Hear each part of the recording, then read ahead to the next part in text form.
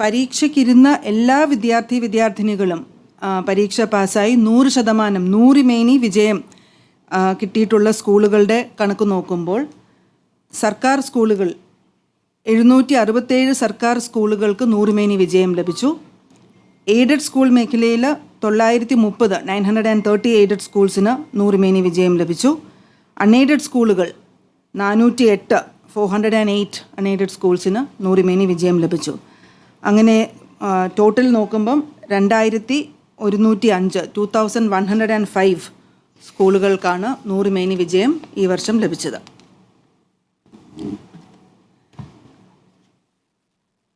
ഏറ്റവും അധികം കുട്ടികളെ പരീക്ഷയ്ക്കിരുത്തി 100% വിജയം നേടിയ സ്കൂളുകൾ പരിശോധിക്കുമ്പോൾ സർക്കാർ സ്കൂൾ ഗണത്തിൽ നടുവന്നൂർ ഗവൺമെൻറ് HSSൽ 600 കുട്ടികൾ 100% നേടി. ഏറ്റവും 600 കുട്ടികളും പരീക്ഷയ്ക്കിരുന്നു, 600 കുട്ടികളും വിജയിച്ചു. ഏറ്റവും അധികം കുട്ടികളെ പരീക്ഷയ്ക്കിരുത്തി 100% വിജയം നേടിയ സർക്കാർ സ്കൂളിൽ മുന്നിൽ നിൽക്കുന്നത് നടുവന്നൂർ സ്കൂളാണ്. എയ്ഡഡ് സ്കൂൾ മേഖലയിൽ അത് AKN HSS കോട്ടൂർ 1356 കുട്ടികളാണ് അവിടുന്ന് പരീക്ഷ എഴുതിയത്.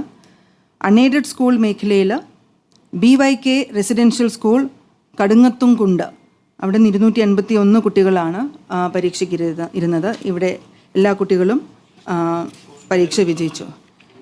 BYK residential HS കടുങ്ങത്തുംകുണ്ട്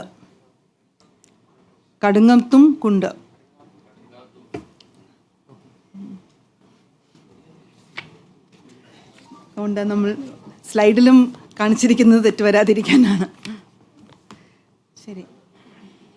SC ST കുട്ടികളുടെ പരീക്ഷാഫലം പരിശോധിക്കുമ്പോൾ SC മേഖലയിൽ 39,391 വിദ്യാർത്ഥിനികളാണ് പരീക്ഷ എഴുതിയത്.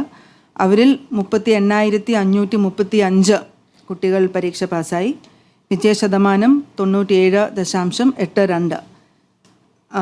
ഈ SC മേഖലയിൽ 871 കുട്ടികൾക്ക് എല്ലാ വിഷയങ്ങൾക്കും A+ ലഭ്യമായിട്ടുണ്ട്. ST കുട്ടികളുടെ ഫലം പ്രത്യേകമായിട്ട് നോക്കുമ്പോൾ 7,172 കുട്ടികളാണ് ST കുട്ടികളാണ് SSLC പരീക്ഷ ഈ വർഷം എഴുതിയത്.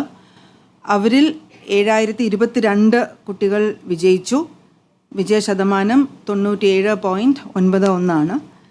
56 കുട്ടികൾക്ക് ST കുട്ടികൾക്ക് എല്ലാ വിഷയങ്ങൾക്കും A+ ലഭിച്ചിട്ടുണ്ട്.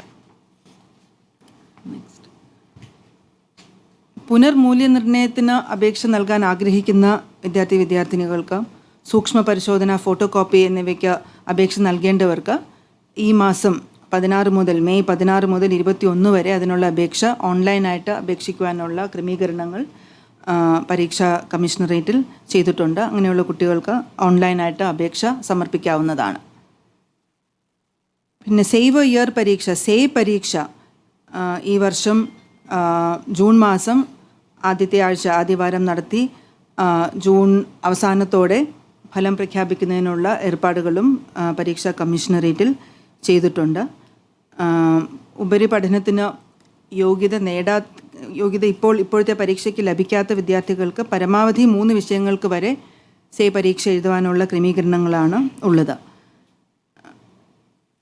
പരീക്ഷ പാസ്സായ എല്ലാ കുട്ടികളുടെയും സർട്ടിഫിക്കറ്റ്സ് ഡിജി ലോക്കറിൽ ലഭ്യമാക്കുന്നതിനുള്ള നടപടിക്രമങ്ങളും പരീക്ഷാ കമ്മീഷണറേറ്റും DGEയുടെ ഓഫീസും ചെയ്തിട്ടുണ്ട്. അപ്പോൾ ഇതാണ് ഈ വർഷത്തെ SSLC പരീക്ഷ നട്ട്ഷെല്ലിൽ പറയുന്നത്.